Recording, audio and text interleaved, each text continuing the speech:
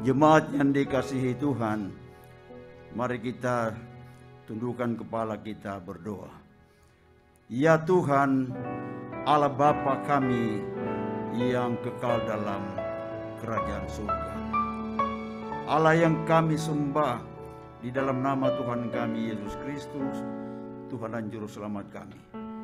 Sungguh kami sangat bersyukur kepadamu ya Bapa, karena atas anugerah pertolongan Tuhan yang begitu luar biasa dalam kehidupan kami, sehingga memungkinkan kami pada pagi hari ini boleh berkumpul bersama-sama untuk beribadah kepadamu. Terima kasih banyak Bapa buat segala kebaikan-Mu. Sudah sebulan kami menjalani ibadah di tempat ini Tuhan. Kami percaya semuanya oleh karena campur tangan Tuhan. Terima kasih banyak Bapa. Semua jemaat-Mu yang mungkin dalam perjalanan menuju tempat ini, Tuhan Engkau menyertai dan tibakan mereka di tempat ini, supaya mereka ambil bagian bersama-sama dengan kami untuk memuliakan nama Tuhan. Urapi pemimpin pujian, urapi singers, pemain musik, sampai kepada hamba-Mu yang sebentar menyampaikan sabda-Mu. Urapi dengan kuasa-Mu sehingga kami boleh merasakan dan menikmati kehadiran Tuhan, memberkati kami semua di tempat ini. Terima kasih banyak Bapa. Kami habiskan ibadah kami di dalam nama Bapa, di dalam nama Anak, di dalam nama Roh Kudus, yaitu Tuhan Yesus Kristus. Jadilah kehendak-Mu di tengah-tengah kami. Amin. Terima kasih Bapak Hendrik. Luar biasa penyertaan Tuhan bagi hidup kita. Amin. Tetap bangkit berdiri, kita angkat lagu pujian Janganlah Kau Takut.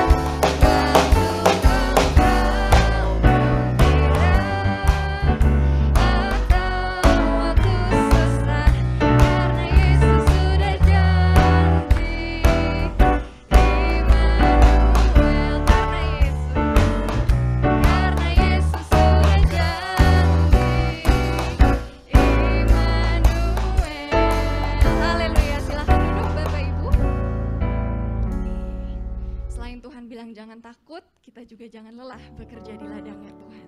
Mari kita angkat lagu pujian, jangan lelah.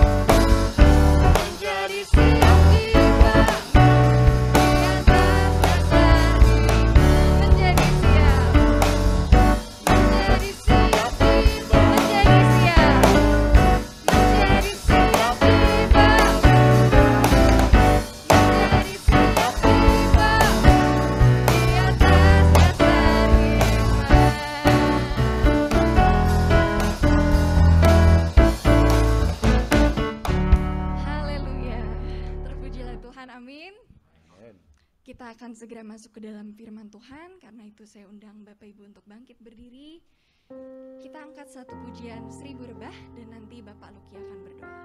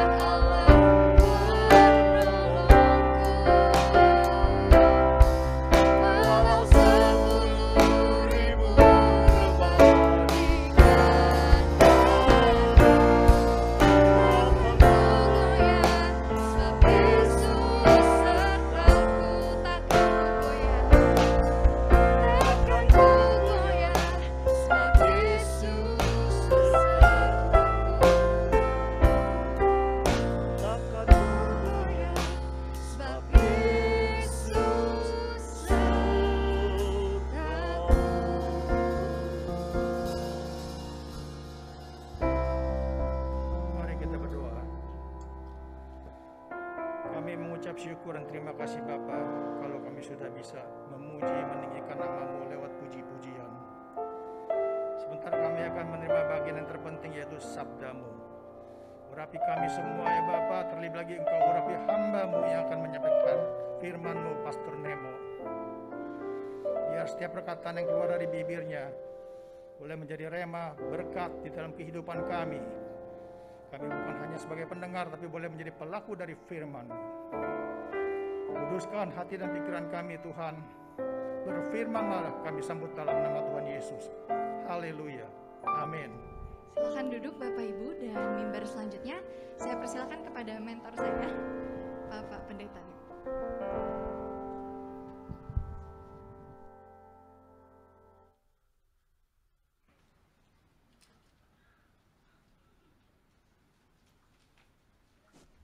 Haleluya. Selamat pagi, salam sejahtera, selamat hari Minggu, selamat beribadah pagi hari ini Bapak Ibu. Puji Tuhan, yang diberkati boleh berikan senyum kiri kanan, walaupun gak kelihatan senyumnya. Senyum dengan mata Bapak Ibu ya. Haleluya, puji Tuhan. Tuhan Yesus baik, amin. Haleluya. Saudara senang bisa beribadah semua hadir pagi hari ini. Dan yang di rumah juga, salam sejahtera dalam Tuhan Yesus. Semoga semua sehat-sehat ya. Semoga semua tetap kuat di dalam iman. Dan puji Tuhan, saya sangat senang. Berapa banyak yang bersuka cita bisa ibadah kumpul lagi saudaraku ya. Saya sangat merasa diberkati.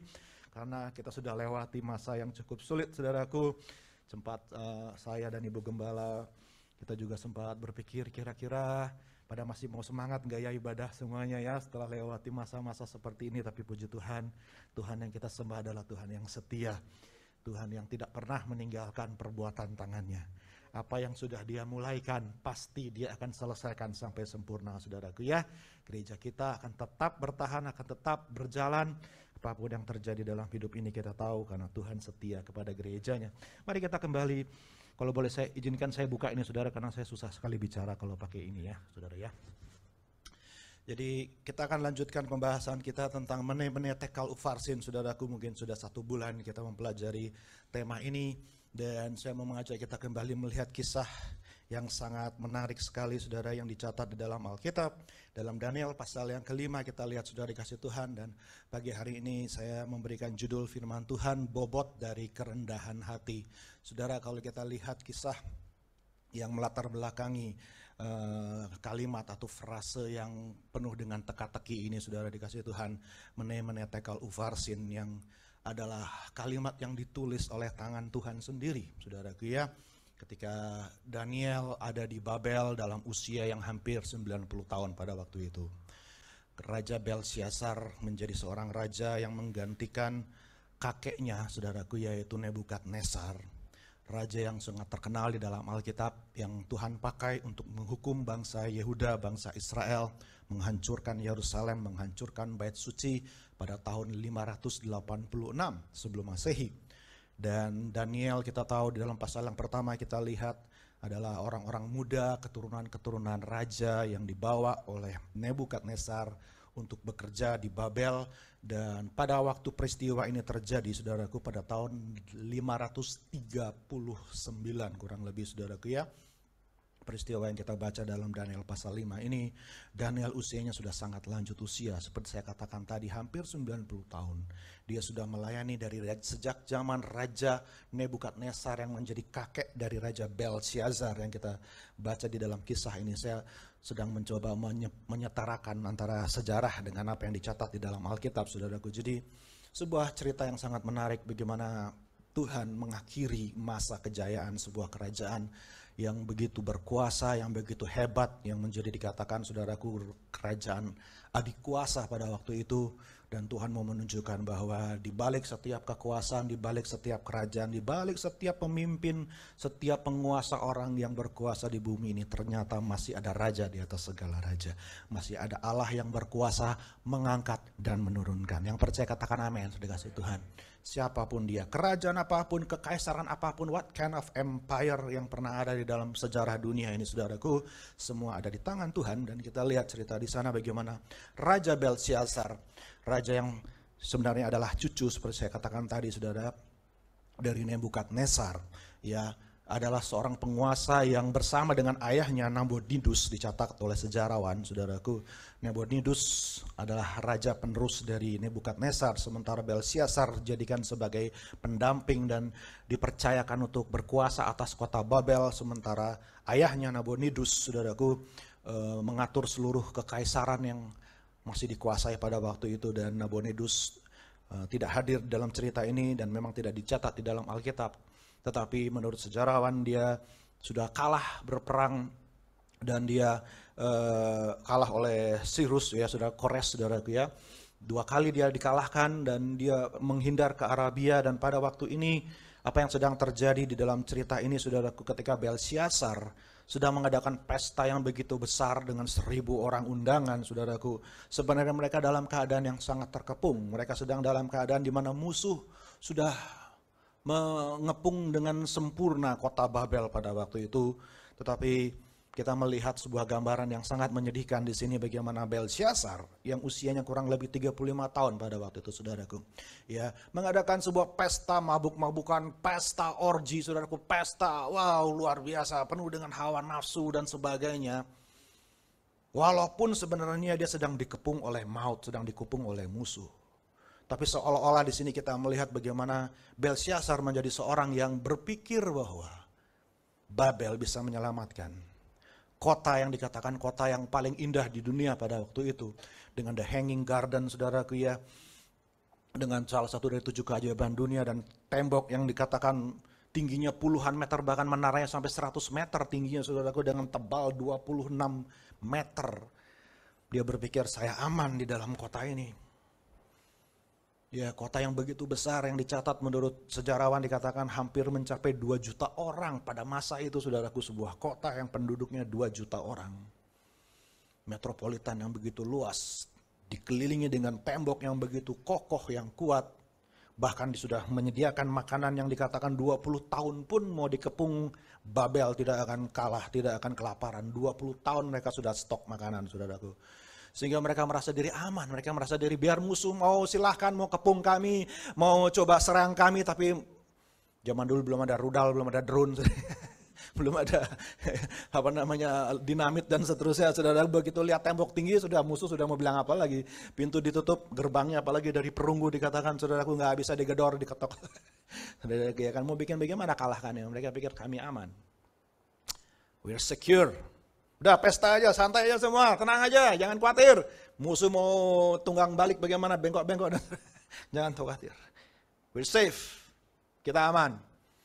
Bahkan dicatat, saudara, dikatakan bahwa dia mengadakan festival hari raya, mungkin hari raya tahunan, saudara, ya, untuk menyembah dewa Bel, dewa Marduk, yang menjadi dewa sesembahan kota Babel. Mereka pesta pora sampai seluruh, dikatakan oleh sejarawan, seluruh penjaga pun mabuk semua, saudara. Ya. Karena merasa diri sudah, we're safe, we're secure. Walaupun di depan mata musuh sudah terlihat menguasai seluruh kota Babel. Dan inilah saudara sebuah pembelajaran bagi kita. Hati-hati dengan yang namanya rasa aman yang sering ditimbulkan dengan merasa diri bahwa I'm secure, hidup saya aman. Saya terlindung dengan semua tembok yang sudah saya bangun yang menjaga seluruh kehidupan saya. Padahal musuh sudah siap-siap di depan pintu. Begitu ada celah sedikit, musuh akan masuk. Inilah rasa yang saya tulis, saya katakan rasa aman yang semu dari perlindungan yang dunia bisa tawarkan. Karena Belsyazar berpikir tembok sebegini siapa yang bisa kalahkan. Ya. Belum pernah dikalahkan, dihancurkan Babel. Nggak ada yang akan bisa. Tapi kita lihat di sini cerita saudaraku yang kalau kita selaraskan dengan sejarah, musuh hanya tidak perlu merobohkan tembok, musuh tinggal tunggu ada sungai yang mengalir di tengah, sungai Efrat, saudara, yang mengalir di tengah kota Babel, dan ada pintu gerbang yang menjadi perlindungan di situ. Kores berpikir, wah, kalau saya tidak bisa hancurkan temboknya ya saya alihkan sungainya, dibendung sungainya, surut sedikit, tentara yang langsung masuk dari lubang pintu sungai tersebut, saudaraku. Dan para penjaga karena mabuk, mereka tidak memperhatikan. Dan di ayat pasal yang kelima, pasal ayat yang terakhir kita lihat di situ, malam itu juga Belsyazar terbunuh karena tentara musuh sudah masuk, sementara mereka mabuk dengan kesemuan rasa aman yang dunia berikan. Saudara dikasih Tuhan, itulah yang menjadi cerita di sini. Bagaimana Belsyazar menjadi orang yang berpikir bahwa kekuatannya, kekuasaannya, kehebatannya, saudara, dia akan melindungi dia. Tetapi kalau tangan Tuhan sudah menyatakan dia ditimbang, mene-mene, dan didapati ringan, tekel, saudaraku, ya kan, maka Ufarsin akan dibelah menjadi 2. Dan itu pun yang terjadi, saudara. Tapi yang lebih luar biasanya, karena begitu orang merasa diri aman, Belsyazar merasa diri hebat, maka dia melakukan hal yang kakeknya saja tidak berani lancang lakukan. Padahal semua dibangun oleh kakeknya. Babel yang begitu megah, kekaisaran yang begitu luas, dibangun oleh tangannya seorang Nebukadnezar. Nebukadnezar saja tidak pernah berani menyentuh perkakas-perkakas dari bait suci. Belsyazar yang sebenarnya tidak ada jasa apa-apa. Dia berpikir dirinya hebat, saudara. Iya kan, dia pikir apa yang Nebukadnezar tidak berani lakukan, saya akan lakukan. Ambil itu semua perkakas-perkakas milik Allah Israel yang di dalam gudang. Pakai semua, kita pakai untuk pesta. Dan kita akan tunjukkan siapa yang lebih hebat, saudara. Mungkin dia bermaksud untuk memberikan semangat buat rakyatnya, buat pemimpin-pemimpinnya. Jangan khawatir, jangan takut, kita lebih hebat dari semuanya. Udah tenang saja, saudara ya. Mari kita pesta dengan alat-alat ini semua. Kita pakai saja. Sudah, siapa lagi, Allah mana lagi yang bisa lawan sama kita. Buktinya mereka kalah dan seterusnya dan seterusnya. Dan mereka menajiskan alat-alat yang dikhususkan sebenarnya untuk hanya bagi Tuhan, bagi pekerjaan Tuhan saja, saudara. Dan next point kita lihat, saudara, dan itulah menjadi satu keangkuhan, kesombongan, arogansi yang ditunjukkan oleh Belsyazar yang di mata Tuhan sudah tidak bisa ditolerir lagi. Ya. Dan yang menarik sekali, saudaraku, dengan segala keangkuhannya, maka dia mulai memakai, dikatakan dalam ayat, masih kita lihat pasal 5 ayat yang ketiga dan keempat, di situ saudara bisa perhatikan. Kemudian dibawalah perkakas dari emas dan perak itu yang diambil dari dalam bait suci rumah Allah di Yerusalem. Lalu raja dan para pembesarnya, para istri dan para gundik, mereka minum dari perkakas itu. Perhatikan ayat 4, mereka minum anggur dan memuji-muji dewa-dewa dari emas dan perak, tembaga, besi, kayu, dan batu. Semua dipakai untuk pujian penyembahan. Dan masalahnya bukan dipakai memuji menyembah Tuhan. Dipakai untuk memuji menyembah yang lain. Kita bisa lihat di sini bahwa ternyata kesombongan, keangkuhan mengarahkan orang untuk menyembah yang lain dan bukan Tuhan. Kesombongan, keangkuhan, arogansi orang memakai semua yang sebenarnya dikhususkan dipakai untuk kemuliaan nama Tuhan. Dipakai untuk menyembah hal-hal yang lain, saudaraku ya. Dewa-dewa dari batu, emas dan sebagainya dipikir bisa mendatangkan kehebatan, kekuatan, kemenangan dan seterusnya. Lihat saudara, ternyata memang ada kaitan yang erat antara kesombongan, keangkuhan, kerendahan hati dengan pujian penyembahan. Ya. Karena kita akan menyembah sesuatu yang kita anggap lebih hebat. Yang kita anggap lebih kuat. Yang kita anggap sesuatu yang wow, lebih dahsyat dari saya. Dan kalau seseorang sudah merasa begitu hebat, dirinya begitu kuat, dirinya begitu sukses, maka dia akan menamakan, tidak ada lagi yang bisa saya puji dan sembah. Pada akhirnya dia akan mengadakan penyembahan berhala yang notabene sebenarnya adalah the worship of himself, menyembah diri sendiri. Kita ingat Nebukadnezar. Dalam Daniel pasal 2, pasal 3 kita lihat dia menyembah dirinya sendiri dengan membuat patung yang tinggi dengan begitu rupa. Dan semua orang yang begitu dengar suara musik pujian menyembah kepada patung yang basically just an image of himself. Gambaran dirinya yang dibuat larger than life, lebih besar dari dirinya sendiri. Saudara. Sembah, begitu dengar pujian, musik. Kita ingat ceritanya dapur api dengan Sadrak, Mesak, dan Abednego. Karena dia merasa dirinya, siapa lagi yang lebih hebat dari saya?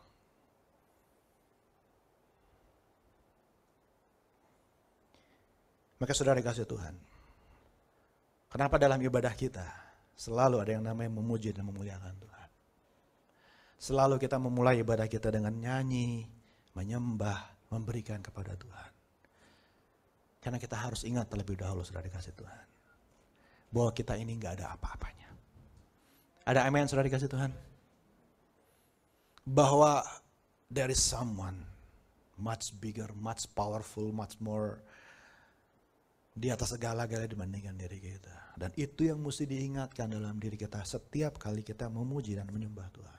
Kita nggak lakukan itu hanya karena sebuah liturgi ibadah. Kita bukan memuji menyembah Tuhan hanya karena itu sebuah, kalau pakai istilah orang Bali, nak mula keto. Udah dari dulu, udah dari tradisi gitu saudaraku ya. Ya memang udah begitu dari dulunya, mesti begitu ibadahnya, liturgi.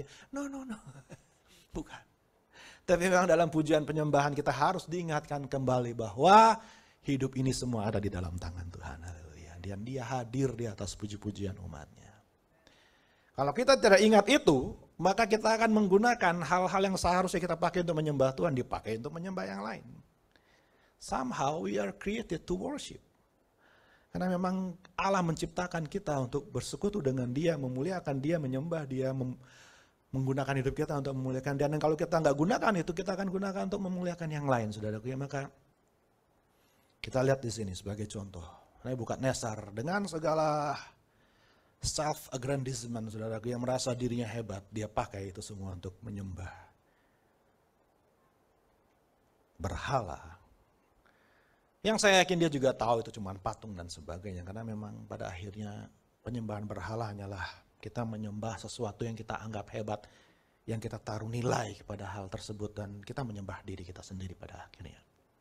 Sementara firman Tuhan mengajarkan kita, saudara kasih Tuhan, bahwa setiap perkakas yang ada dalam rumah Tuhan itu adalah gambaran dari setiap kehidupan kita yang dibentuk, diciptakan, yang didesain oleh Tuhan untuk dipakai bagi kemuliaan nama Tuhan. Dalam 2 Timotius 2 ayat 21 kita lihat sebentar di situ. Paulus mengajarkan kepada muridnya Timotius di sana, 2 Timotius 2 ayat 21. Jika seseorang menyucikan dirinya dari hal-hal yang jahat, ia akan menjadi perabot rumah, menjadi perkakas untuk maksud yang mulia. Ia dikuduskan, dipandang layak untuk dipakai tuannya, dan disediakan untuk setiap pekerjaan yang mulia. Yang setuju katakan amin, saudara dikasih Tuhan. Kita adalah seperti perkakas-perkakas, kita seperti perabot-perabot yang diciptakan, didesain, dibentuk. Tuhan sudah siapkan segala sesuatunya ketika saudara lahir. Dia sudah desain kehidupan saudara sedemikian rupa. Dia punya rencana di balik semuanya. Dia berikan kita kemampuan, karunia, modal, saudaraku, ya kan, sumber daya dan sebagainya. For a reason, everything is for a reason, dan tujuannya adalah untuk menyembah Tuhan, untuk dipakai memuliakan namanya, dipakai buat pekerjaan yang mulia. Ada masa depan, ada destiny yang mulia dalam kehidupan kita. Yang setuju katakan amin, saudara dikasih Tuhan. Yang Tuhan mau kita kerjakan itu.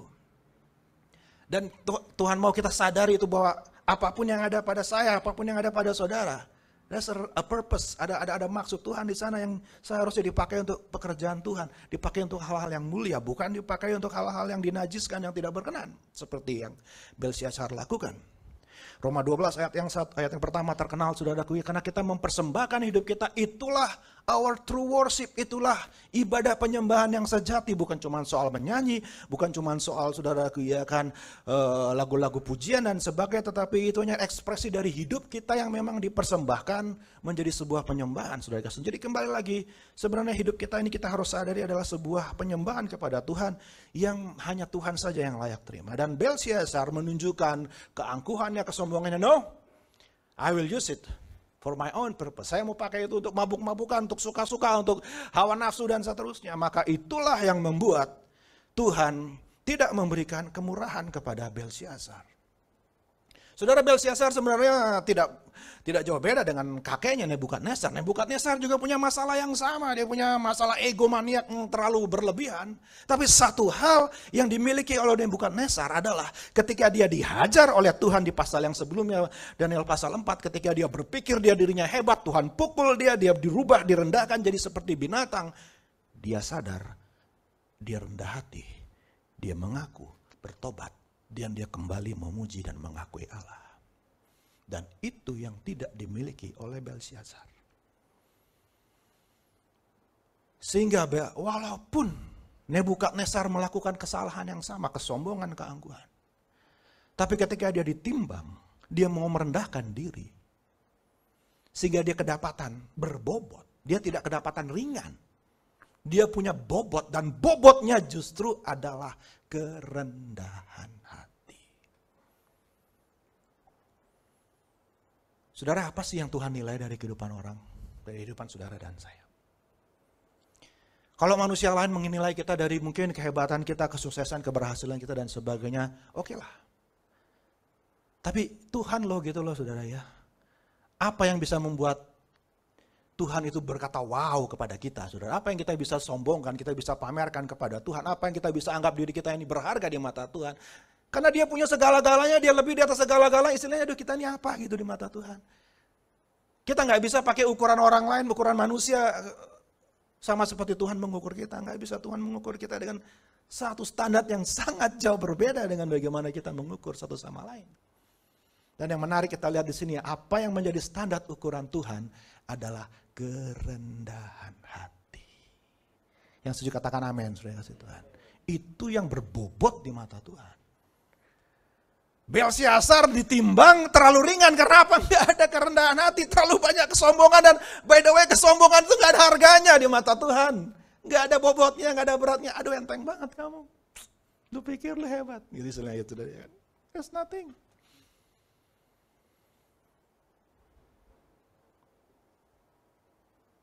Tapi ketika Nebukadnezar benar-benar mengakui bahwa dia bisa sukses 43 tahun bertahta sebagai raja dan mati dalam damai, bukan karena dibunuh, bukan karena perang dan sebagainya.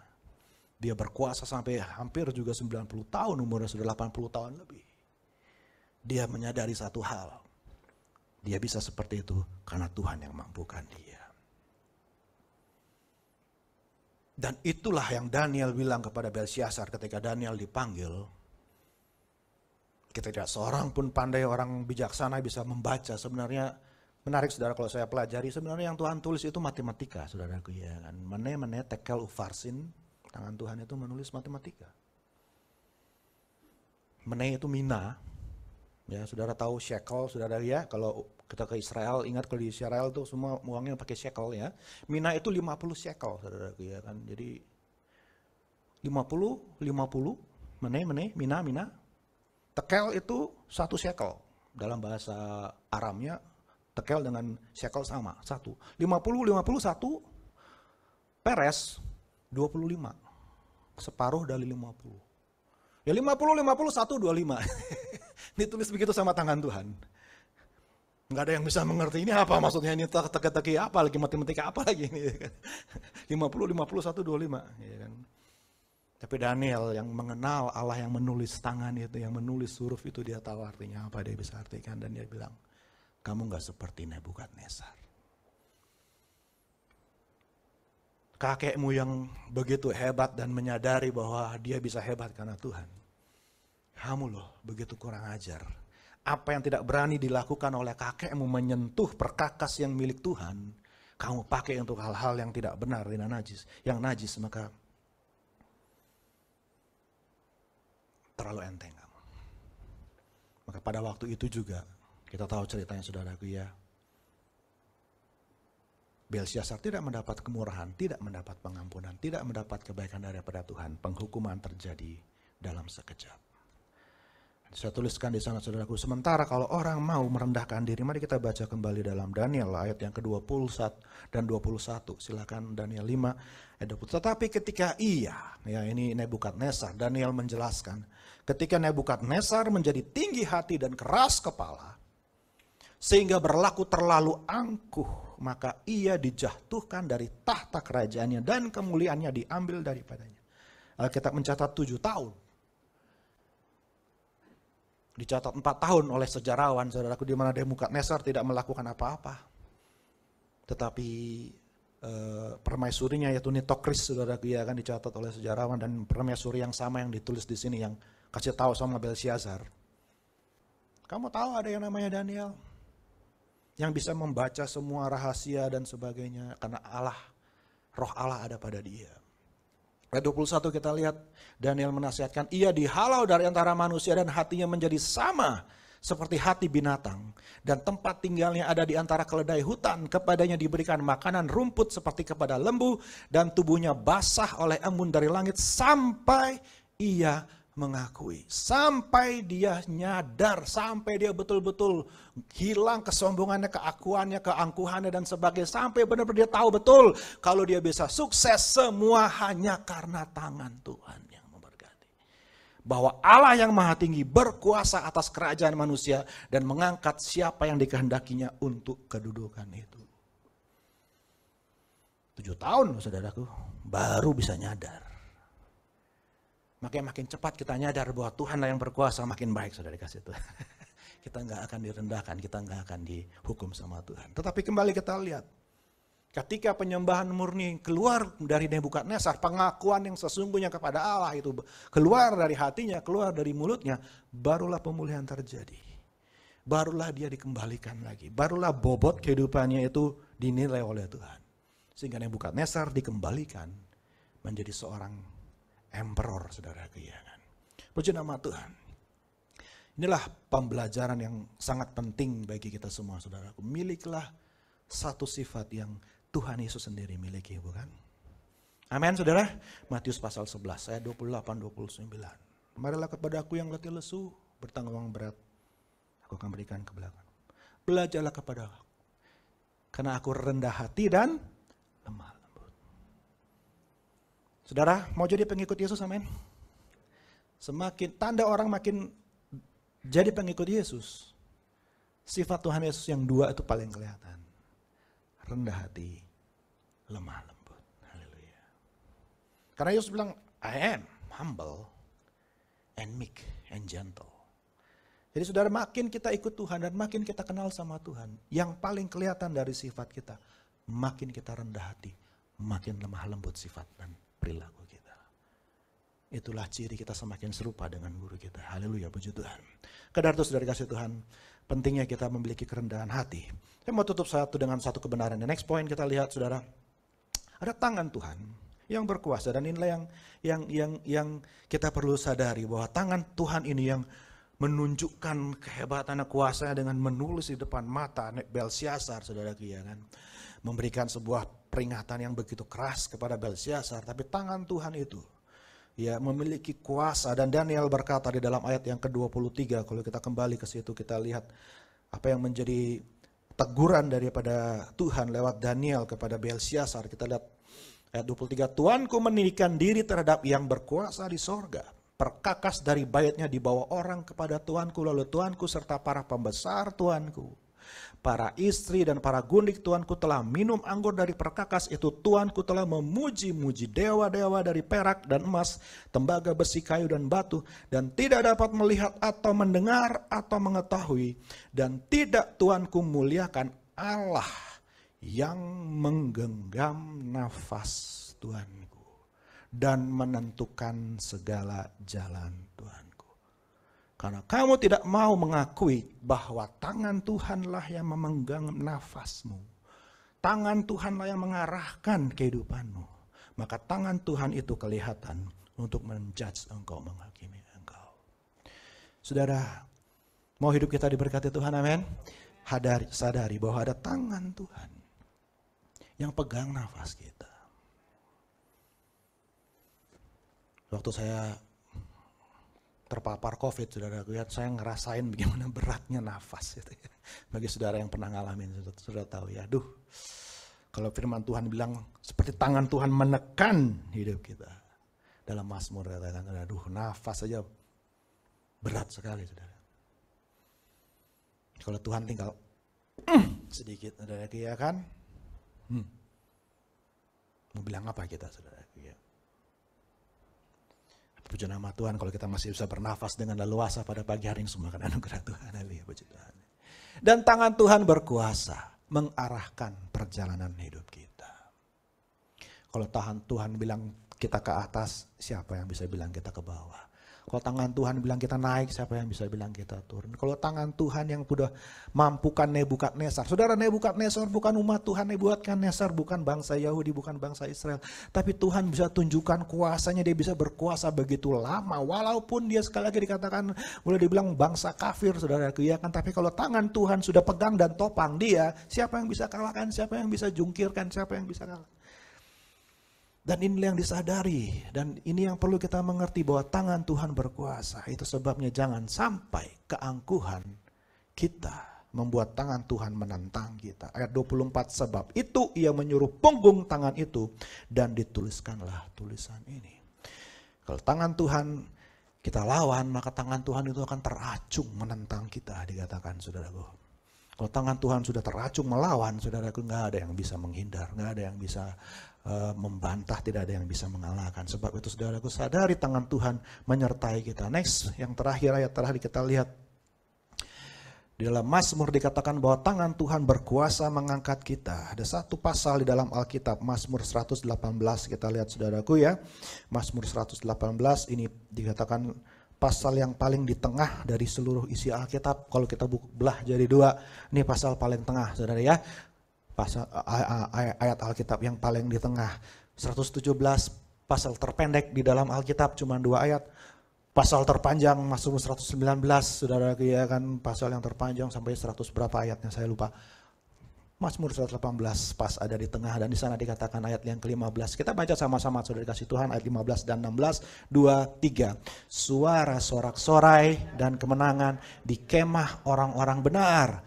Tangan kanan Tuhan melakukan keperkasaan. Terus, tangan kanan Tuhan berkuasa meninggikan. Tangan kanan Tuhan melakukan keperkasaan. Percaya katakan amin. Inilah sorak-sorai orang benar. Dikatakan di situ bahwa orang percaya menyadari kalau tangan kanan Tuhan memegang kita, menguatkan kita, memampukan kita. Saudara yang sakit di rumah, percaya nafasmu ada di dalam tangan Tuhan. Yakin Tuhan akan sembuhkan engkau. Haleluya. Dan kalau kita saat ini sedang dalam pergumulan, sedang dalam perjuangan dalam hidup kita, mungkin ada yang sedang banyak terdampak oleh ekonomi secara saudaraku ya, oleh situasi seperti ini. Percayalah ada tangan kanan Tuhan yang menentukan arah kehidupan kita, yang berkuasa mengatur kehidupan. Bukan pandemi, bukan IMF, bukan siapa pemimpin dunia dan sebagainya, saudara. Tidak, tetapi tangan Tuhanlah yang berkuasa untuk menolong kita. Tangan yang berkuasa yang sudah berlubang paku itu untuk menebus dosa kita. Tangan yang berkuasa ketika menulis di jari tanahnya, di debu tanah, yang menyelamatkan wanita yang berzina, bukan untuk menghakimi, bukan untuk menjatuhkan hukuman, tetapi justru untuk menyelamatkan orang yang berdosa. Tangan yang sama sudah dikasih Tuhan memegang kehidupan setiap kita pagi hari ini. Sebab itu mari percayakan hidup kita ke dalam tangan Tuhan. Mari belajar rendah hati ketika Tuhan menegur kita, ketika Tuhan mendidik kita, ketika Tuhan menasehati kita. Mari tundukkan hati kita. Jangan bawa-bawa segala diri kita, kehebatan kita dan sebagainya. Enggak ada artinya di mata Tuhan, sudah dikasih Tuhan. Tapi Tuhan berdiam di dalam orang-orang yang remuk dan rendah hatinya, kata firman Tuhan. Sebab itu mari kita datang kepada Tuhan. Saya mengundang pemain musik boleh maju ke depan. Kita nyanyikan sebuah pujian. Tuhan menetapkan langkah-langkah orang. Haleluya, puji Tuhan. Saya undang kita bangkit berdiri sama-sama, saudara dikasih Tuhan.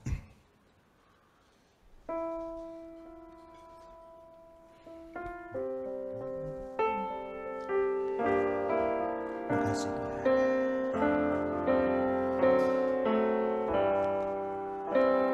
Terima kasih Bapak. Mari sama-sama kita nyanyikan pujian dengan iman dan percaya. Haleluya. Oh Tuhan menetapkan langkah-langkah orang yang hidupnya berkenan kepadanya.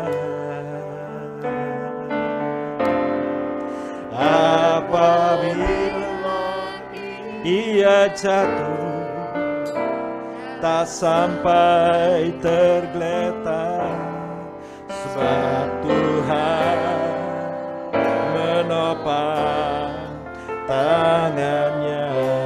Terima kasih buat tanganmu, katakan sama-sama, tangannya. Tangannya, kami percaya tanganmu Tuhan, sebab Tuhan menopang tangannya. Oh, apabila ia jatuh, tak sampai tergeletak, sebab Tuhan menopang tangannya. Mari kita nyanyikan pujian sekali lagi. Tuhan menetapkan langkah hidup kita. Tuhan menetapkan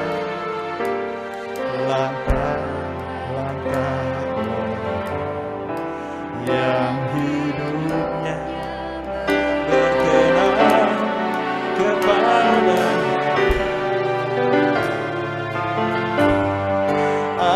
Apabila ia jatuh tak sampai tergeletak, sebab Tuhan menopang tangan-Nya. Terima kasih, kami percaya kuasa tangan-Mu Tuhan, tangan-Nya.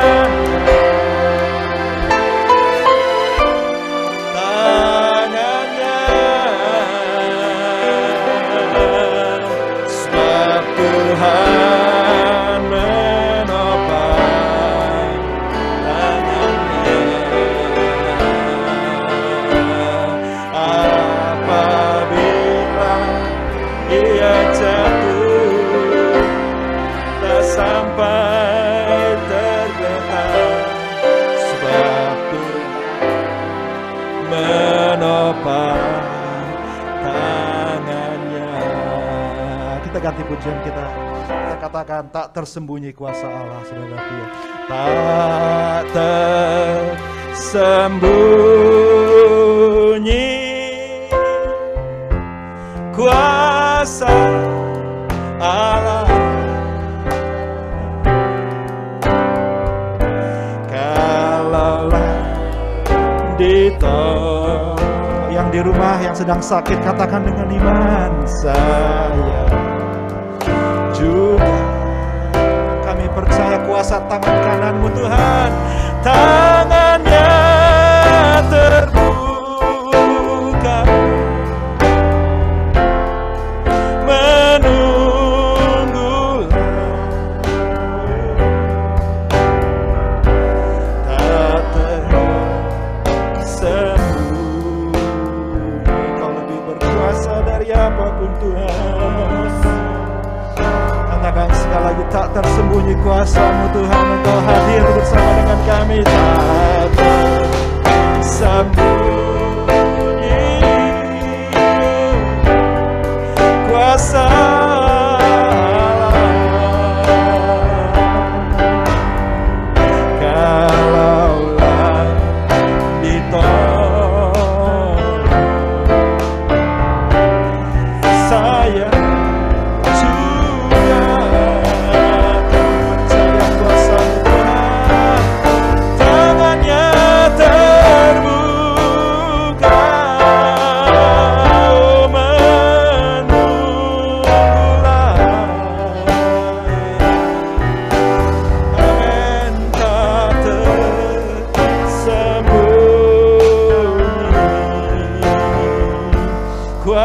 Saya katakan sekali lagi, tangannya terbuka. Saya undang Bapak Andreas Neawan maju ke depan untuk doa firman Tuhan.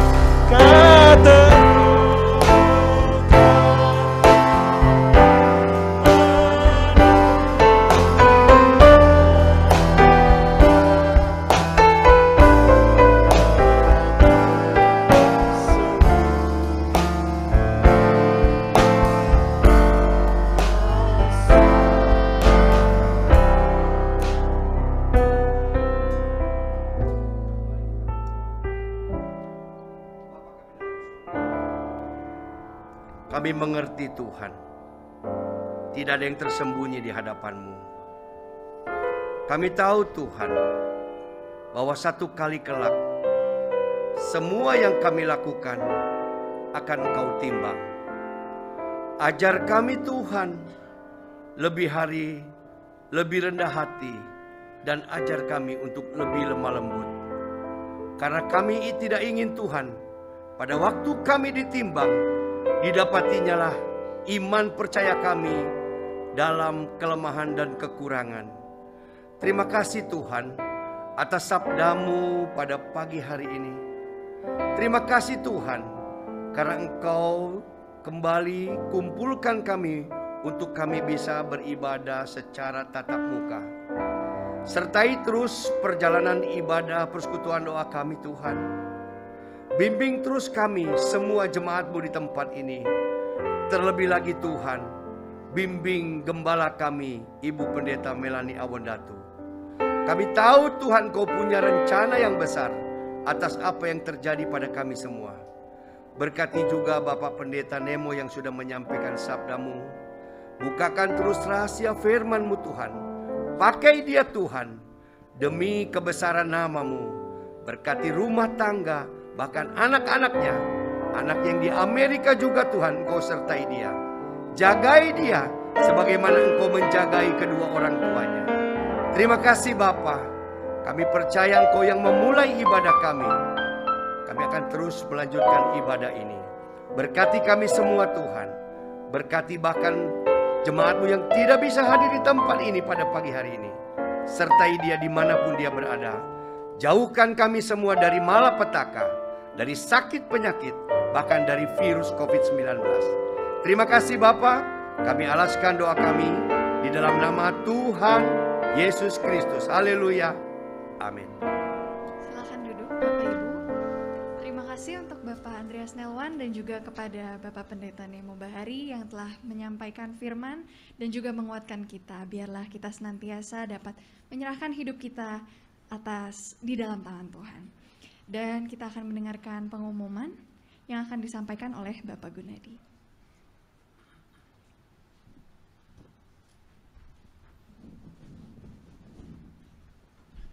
Selamat pagi saudara-saudara kasih dalam Tuhan Yesus Kristus. Beberapa informasi mau saya sampaikan pada pagi hari ini. Yang pertama, minggu depan kita masih bertemu kembali ibadah di tempat ini. Kita mulai ada jam 8 untuk ibadah doa Bidstone dan juga dilanjutkan dengan ibadah jam 8.30 dan ada perjamuan kudus. Mohon untuk saudara-saudara yang ingin ibadah onsite di tempat ini untuk melakukan reservasi yang seperti biasa dilakukan pada minggu lalu. Selanjutnya untuk adik-adik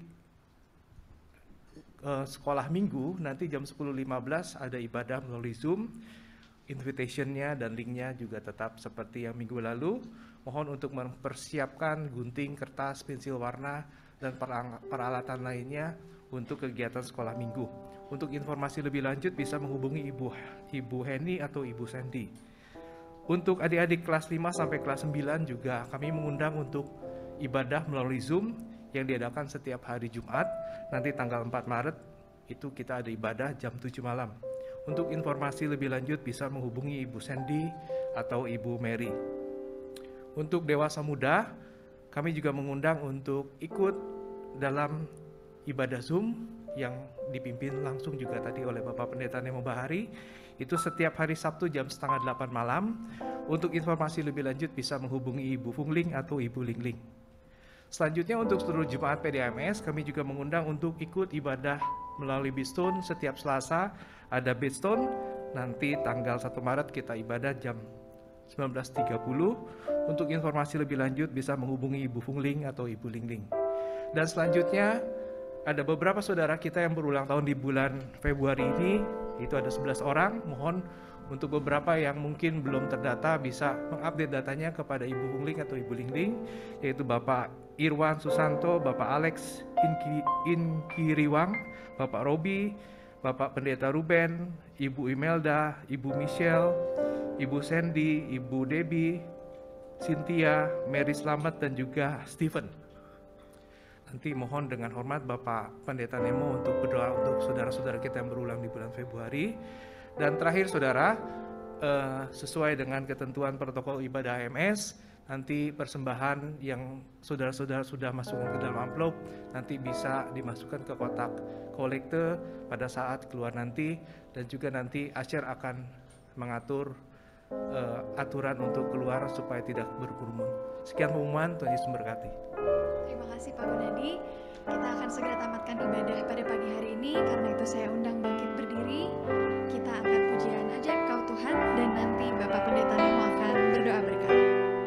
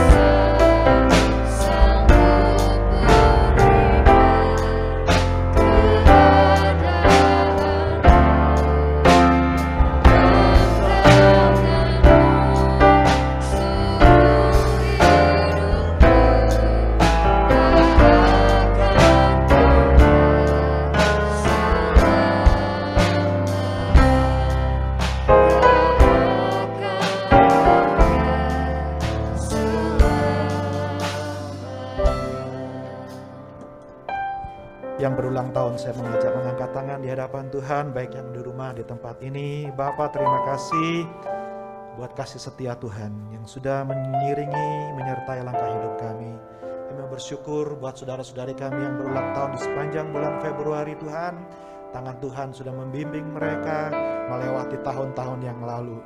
Kami percaya tangan juga yang sama akan memegang nafas hidup mereka, akan mengarahkan seluruh arah kehidupan mereka Tuhan, menggenapi setiap janji-janji yang Tuhan berikan dalam hidup mereka Tuhan.